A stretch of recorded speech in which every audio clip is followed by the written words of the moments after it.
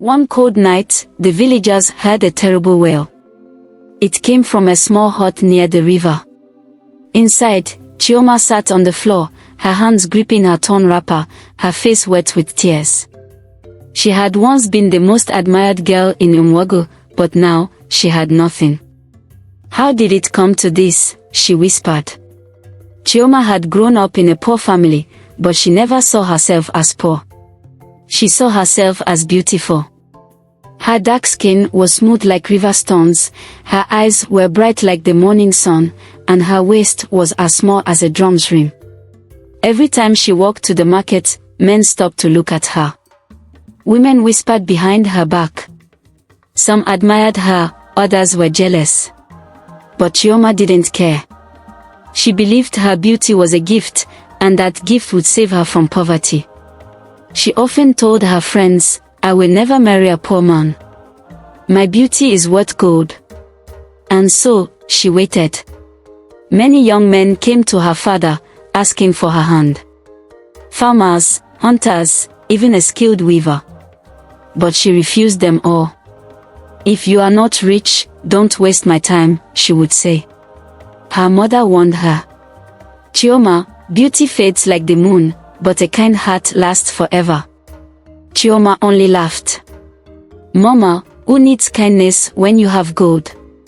But as she sat on the cold floor, shivering and alone, she realized something. Gold could not dry her tears. And so, our story begins. Chioma's chance came when a rich trader, Emeka, arrived in the village. He was not handsome, but he wore the finest clothes and rode the strongest horses. He had many servants, and his house was the biggest in the town. One afternoon, as Chioma walked past the marketplace, Emeka's eyes followed her. He had heard of her beauty, but seeing her in person was different. Her confidence, the way she moved, he wanted her. That evening, he sent gifts to her home, bags of rice, colorful wrappers, and gold beads. Her family had never seen such wealth before. Her father hesitated, but her mother's eyes shone with hope.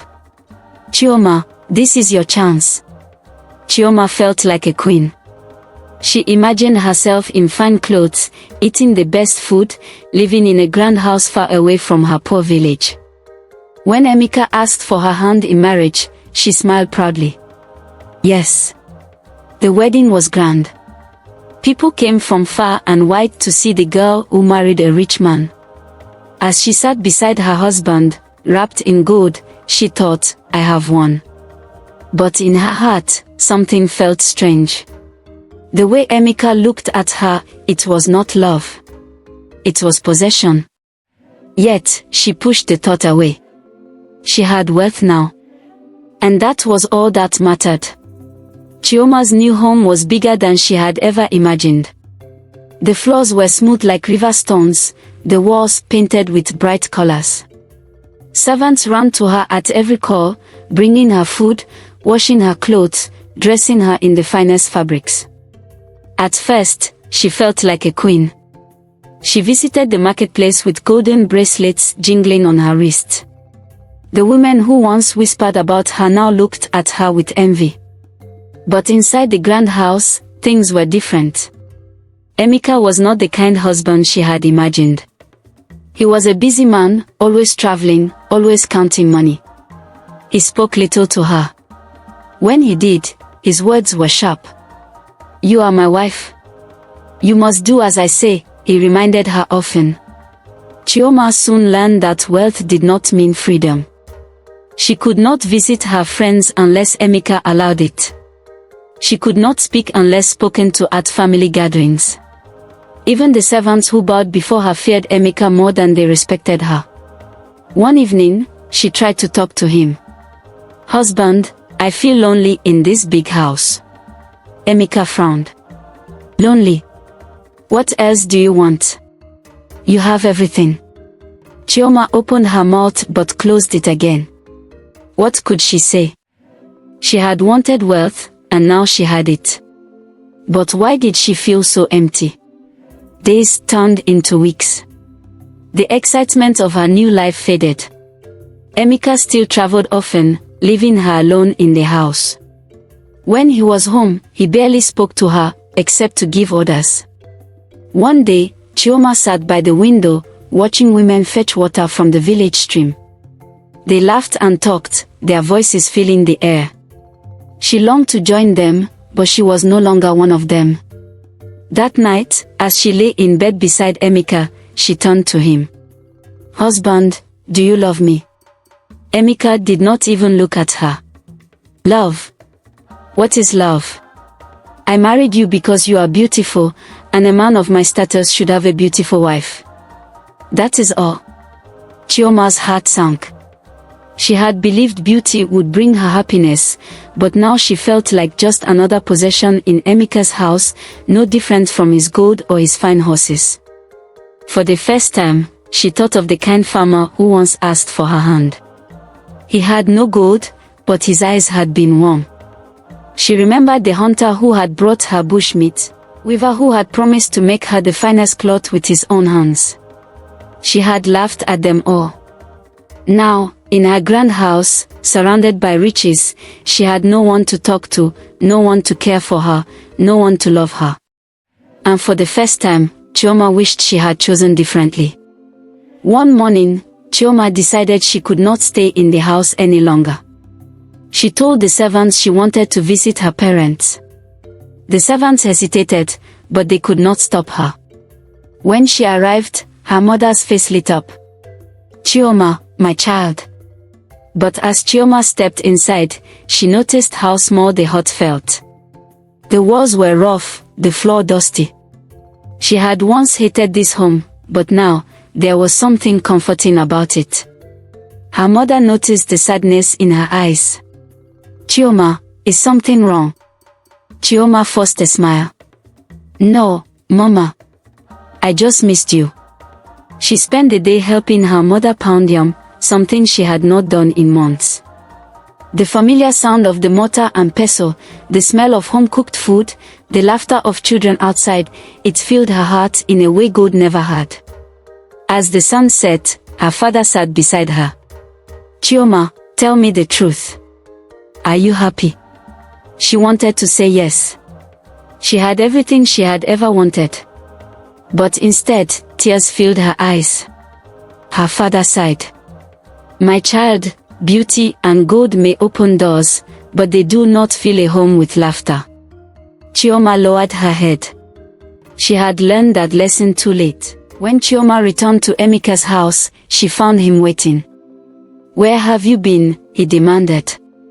"I visited my parents," she said softly. Emeka's face darkened. "You are my wife now. You do not belong in that poor village anymore." Chioma's hands trembled. "But they are my family." Emeka scoffed. "Family? What do they have to offer you?" "Nothing. I gave you wealth, and still, you are not satisfied." Chioma did not answer. She had wealth, but what was it worth if she could not even see her own parents? That night, she lay awake, staring at the ceiling. She had thought money would bring happiness, but it had only brought loneliness. She had thought beauty would make her special, but to Emeka, she was no different from his other possessions. And for the first time, she felt truly trapped. The next morning, as Chioma walked through the market, an old woman called out to her. "Daughter, come here." Chioma hesitated but stepped closer. The woman's eyes were sharp and knowing. "You are beautiful, but beauty alone does not make a happy woman," the woman said. Chioma's heart pounded. "How do you know?" The woman smiled sadly. "I was once like you. I chose gold over love. But in the end, gold cannot wipe your tears." Chioma's throat tightened. "What should I do?" The woman handed her a small mirror. "Look into this mirror every day, and ask yourself, who do you see? A woman who is happy, or a woman who is trapped?" Chioma took the mirror and walked away, deep in thought. Days passed, and Chioma did as the old woman said. Each morning, she looked into the mirror. She saw a woman dressed in fine clothes but with empty eyes. A woman surrounded by gold but longing for love. One evening, she sat beside Emeka. "Husband, if I lost my beauty, would you still want me?" she asked. Emeka laughed. "Why ask such foolish things? A man wants a wife who pleases his eyes." Chioma's heart sank. She had her answer. Chioma knew what she had to do. One night, while Emeka was away, she packed her things. She left behind the gold, the fine clothes, and the grand house. She walked back to her village, to the small hut where love still lived. Her mother gasped when she saw her. "Chioma, what have you done?" Chioma knelt before her parents. "I have learned, Mama. Money cannot buy happiness. Beauty cannot make a man love me. I want a life filled with kindness, not gold." Her father smiled. "Then you have truly become wise, my child." Chioma started over. She helped her mother in the market, fetched water, and cooked food with laughter in her heart. One day, the weaver who had once asked for her hand visited her. "Chioma, you are still the most beautiful woman in the village. But now, I see something more, a kind heart." Chioma smiled. "And that, my friend, is the only beauty that truly lasts." And so, Chioma found what she had been searching for, not wealth, not admiration, but true happiness.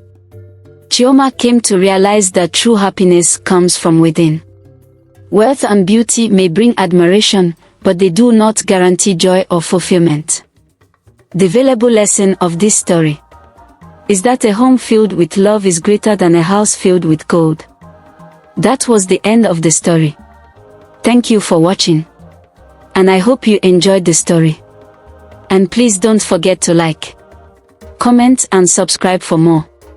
Let me know in the comment section below what you have learned from this story. Thank you.